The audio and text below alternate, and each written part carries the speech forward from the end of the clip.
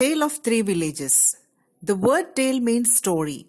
This is the story of three different villages. One is Koko village from Nigeria. The second is Ponamturi village from India. And the third one is Vorobyev village from Ukraine, formerly called as Ukrainian Soviet Socialist Republic.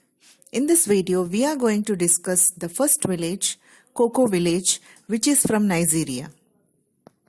Before getting into the lesson, let's see the glossary. Picturesque, pretty but in old-fashioned. Rusting, covered with rust. Corrugated, shaped into a series of irregular waves. Flaking, breaking into thin and small pieces. Skull and crossbones, symbol of danger. Corroded, rusted. Slimy, unpleasant thick liquid. Baked, cooked without fat. Enormous, very large. Frowning, bring eyebrows together to show anger. Clearing, an open space in a forest. Koko village, Nigeria. Let us see about this village. Mr. Sunday Nana, his wife and 4 small children live in Koko village, Nigeria. The village is like any other African village, picturesque, colorful and noisy. In a village called Koko village, there lived a family of Mr. Sunday Nana. He, along with his wife and 4 kids, lived here. This village was also similar to the other villages in Africa, with pretty old-fashioned, colorful to look and noisy with people. The Nana family's house, too, is the same as all other houses in the village, with mud walls and a rusting corrugated iron roof, and with children and chickens sharing the compound.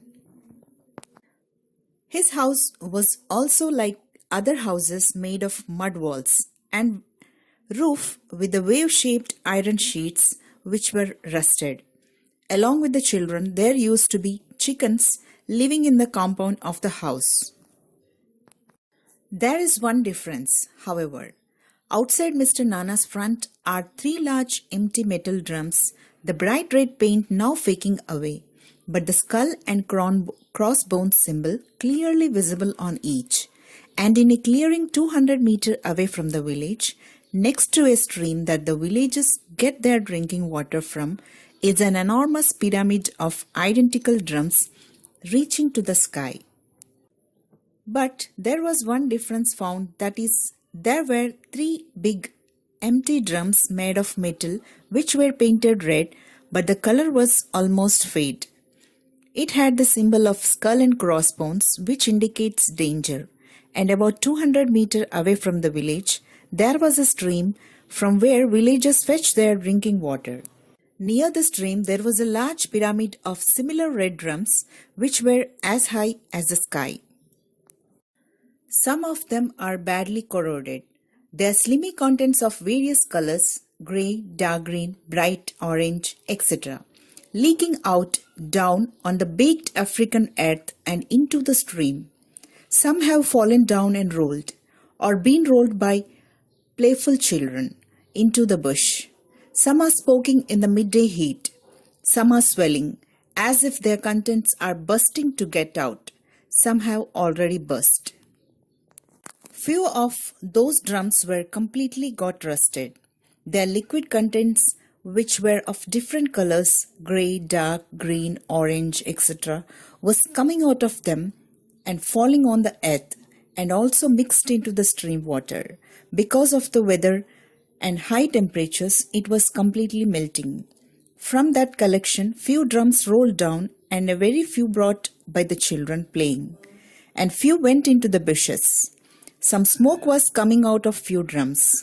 Some swelled due to bursting of those liquids. They came on a Wednesday, said Sunday. Many big lorries. They took all day unloading them. No one told us what was in them. They gave the chief a brown paper bag. I saw him smiling as the lorries drove away. This was 5 years ago. Then 3 months ago, one of the brightest boys in the village, Thomas Egonio, started university in Lagos.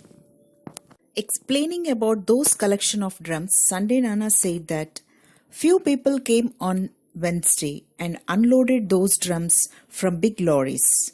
Nobody informed about the things which are there in them. The chief of that place was handed over a brown paper and he smiled at them.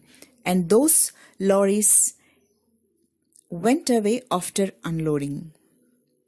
This all happened 5 years ago. 3 months back, a clever boy of that village named Thomas Agnew, who was studying in the university in Lagos, he came home one weekend with a new chemistry book and spent all day looking at the drums and writing things down and talking to himself and shaking his head. We all thought he had gone mad. Then he called a meeting of the village and told us that the drums contained poisonous chemicals. He said they had come from Italy, but I don't know where that is. Is it in Europe? The boy, Thomas Agnew, who was studying in university in Lagos, he came to house in the weekends and brought his chemistry book and studied those things in the drums and talked to himself, shaking his head. Everyone thought he has gone mad. After that, he informed the villagers that those drums had poisonous chemicals in them. And they have come from Italy.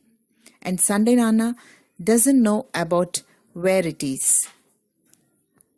Mr. Sunday Nana stopped, frowning, a troubled look on his face.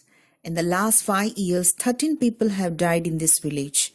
My own elder brother, one of them. They have been in pain, terrible pain. We have never seen deaths like that before. Lots of our children are sick. In a shocking throat, Sunday Nana told that in the last 5 years, 13 people were dead and his own elder brother was one of them. They had severe pain. Those deaths were never seen before. Even many children had become sick. We have asked the government to take the drums away, but they do nothing. We have written to Italy, but they do nothing. The chief says we should move our houses to another place, but we have no money to buy land. We have no choice. We have to stay here, and they, pointing to the mountain of death in the clearing, are our neighbors. Sunday Nana said that they already requested the government to remove those drums, but no one cared for them. Even they wrote to Italy, but of no use. The chief asked them to shift their houses to other place, but they don't have any money to buy land. They don't have any alternate. They have to stay here in the same place. And pointing to those graves, Sunday Nana said, those death mountains were their neighbors. Now let's see the summary of the lesson. Mr. Sunday Nana lives with his wife and 4 children in Koko village of Nigeria. The village is pretty old-fashioned and colorful. All the houses are built with mud walls and corrugated iron roof. There are children and chickens in the compound. Outside Mr. Nana's house, there are 3 large empty metal drums with a skull and crossbones symbol on each one, which indicates danger. The villagers get their drinking water from a stream 200 meters away from the village. Next to the stream, there is a high heap of similar drums with dangerous chemicals leaking from it. The children playfully roll down some of the drums. Some are smoking in the midday heat. Some of them are swelling, whereas the others have already burst. The drums came on Wednesday in many big lorries. Unloading them took a day. Nobody knew that what was there in the drums. The chief of the village received a brown paper bag, maybe as bribe. Nearly 5 years passed. The village boy Thomas Agnew, who started a university in Lagos, came there with a new chemistry book and studied the case. Then he called a meeting of the village and told the villagers that the drums contained poisonous chemicals. The drums came from Italy. 13 people died in the village. They were suffering from terrible pain. Lots of children of the village are sick. They requested the government to take the drums away, but it pays no heed. The chief says that they should move their houses to another place. They don't have money to buy land. They have no choice. They have to live in the neighborhood of the mountain of death, the heap of people who were dead and buried there. Hope you have understood the lesson. Thank you for watching this. Keep learning.